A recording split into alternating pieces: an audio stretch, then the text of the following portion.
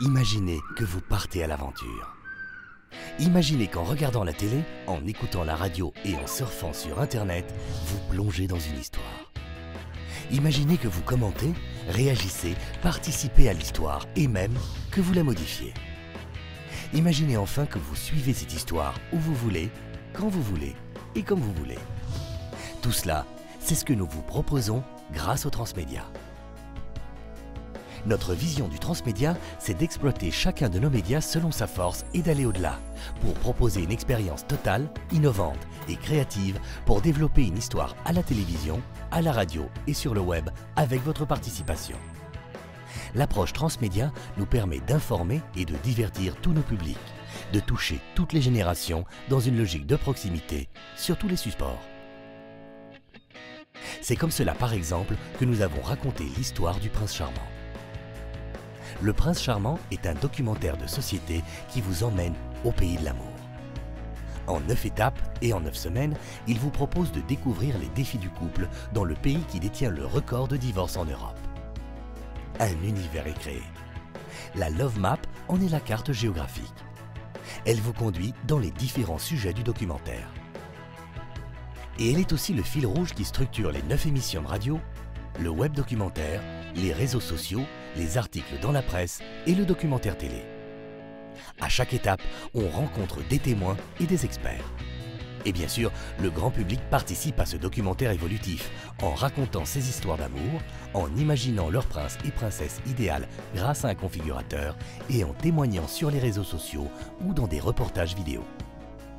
Les médias Internet, radio, presse et télévision s'enrichissent ainsi les uns les autres et interagissent avec le public pour inventer une nouvelle façon de raconter les histoires. Vivez des expériences créatives avec l'RTBF.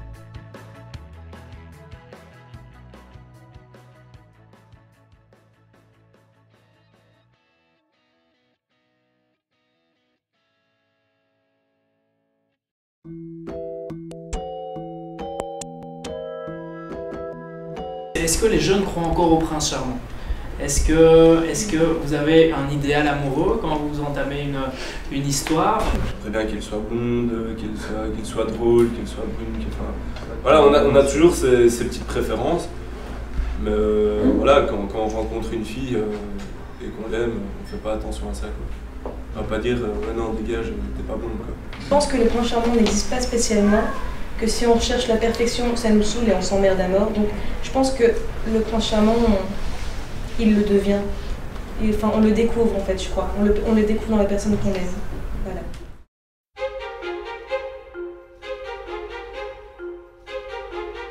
Mon métier, c'est coach d'interaction sociale. Je m'occupe généralement des hommes qui ont énormément de potentiel, mais qui sont un petit peu timides ou qui justement ne sont pas timides, mais veulent apprendre un petit peu plus sur la façon d'aborder correctement les femmes. Alors, on s'imagine que le bar, il est environ comme ça. Hein. Si par exemple, une femme qu'on aimerait vraiment aborder, elle se trouve ici, le but, quand on entre, c'est de ne pas directement aller vers elle. Parce que si on va directement de l'autre côté du bar, sa première pensée va être « Ah, il vient vers moi, ça y est, il veut me séduire ». Quand on entre dans le bar, si on voit déjà qu'il y a 2 femmes qui sont près de l'entrée, eh bien on va les aborder. De façon à ce que cette personne-là va voir qu'on est en train de discuter avec d'autres femmes. Et ça fait quand même beaucoup d'effet sur une femme. Le jeu d'un homme en a assez. Nous voulons déjà qu'elle fasse un jeu de société. 100%. Au départ, les femmes sont vraiment éduquées pour se retourner plus vers le privé. On est très vite socialisé en tant que petite fille déjà pour prendre en charge le privé, l'émotionnel, l'affectif. Et donc on est dans ce schéma un peu du prince charmant, de la recherche du prince charmant. Et au moment de l'arrivée en couple, et surtout au moment de l'arrivée d'un enfant, là alors la situation commence un petit peu à se dégrader. La collectivité doit assurer sa part de responsabilité en offrant une possibilité à chacune de trouver une place pour son enfant. Reconnaissance des travailleuses. Au moment donné où les modèles familiaux éclatent, empêcher les femmes d'avoir une indépendance économique est un véritable scandale. Et il faut dire que dans les périodes de crise économique, il est très tentant de renvoyer les femmes au foyer.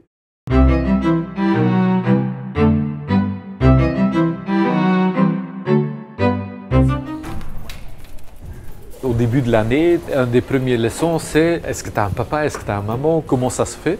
Chez lui, il doit toujours dire moi j'ai 2 papas et il y a toujours des réactions. Il y a toujours des enfants qui disent ben, et ça ne va pas, et c'est pas possible, et c'est une péché, des trucs comme ça. C'est chaque année qu'il a ça. Et donc ça veut dire qu'il doit faire d'une certaine façon sa propre coming out chaque année. C'est une famille spéciale, mais il y a beaucoup de familles spéciales. Au début, quand ils disaient j'ai 2 papas, il y a d'autres enfants qui disaient oui, j'ai aussi 2 papas. Mais c'était parce qu'ils avaient aussi 2 mamans. Il y avait 2 couples qui s'est divorcés. Ils vivaient une semaine dans la maison de l'un et une semaine dans la maison de l'autre. Je pense que l'idéal de papa, maman, enfant dans une maison et tout va bien, je ne suis même pas sûr que ça a existé à un certain moment. Le mythe du prince charmant, c'est peut-être un beau mythe, mais des mythes, ça ne t'aide pas dans la vie quotidienne. Et donc c'est bien de rêver, mais à la fin, c'est quand même le travail, la vie de tous les jours qui compte. Et donc ce genre de mythe, ça ne t'aide pas vraiment. Hein.